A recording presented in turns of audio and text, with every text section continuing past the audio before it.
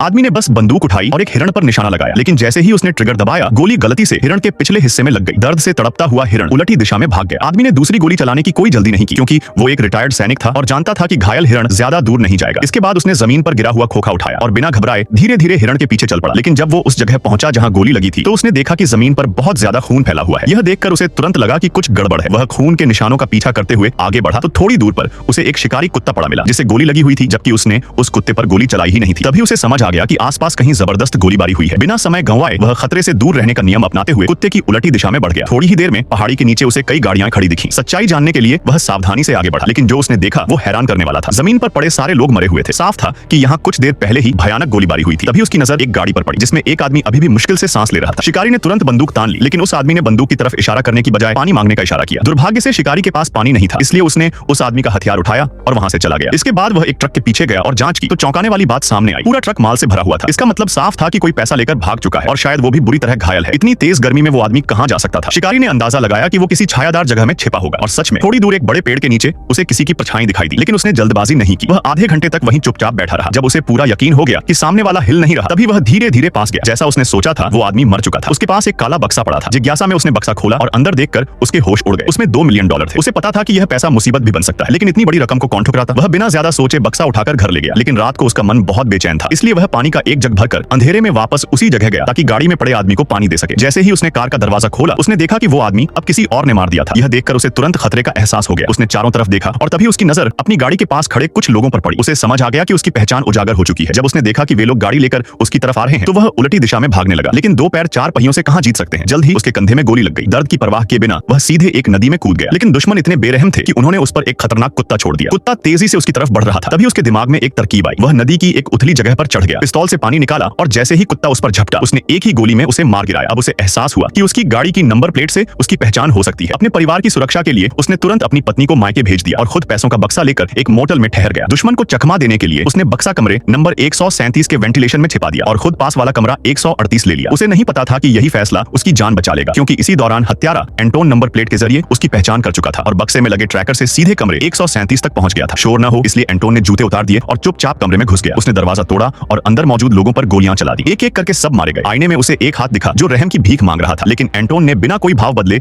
एक गोली में उसे भी खत्म कर दिया। हालांकि कमरे में मौजूद सभी लोग मर चुके थे, लेकिन बक्सा कहीं नहीं मिला। वेंटिलेशन में खरोंच देखकर उसे समझ आ गया कि शिकारी चालाक निकला। फिर भी एंटोन ने पीछा नहीं छोड़ा, लेकिन शिकारी पहले ही वहां से निकल चुका था और दूसरे मोटल में छिप गया था। रात को उसे शक हुआ कि हत्यारा उसे इतनी आसानी से कैसे ढूंढ रहा है। सच जानने के लिए उसने बक्सा खोला और नोटों की जांच की। आखिरकार उसे नोटों के बीच एक ट्रैकिंग डिवाइस मिली और उस पर जलती लाल बत्ती देखकर उसे समझ आ गया कि हत्यारा अब बहुत करीब आ चुका है।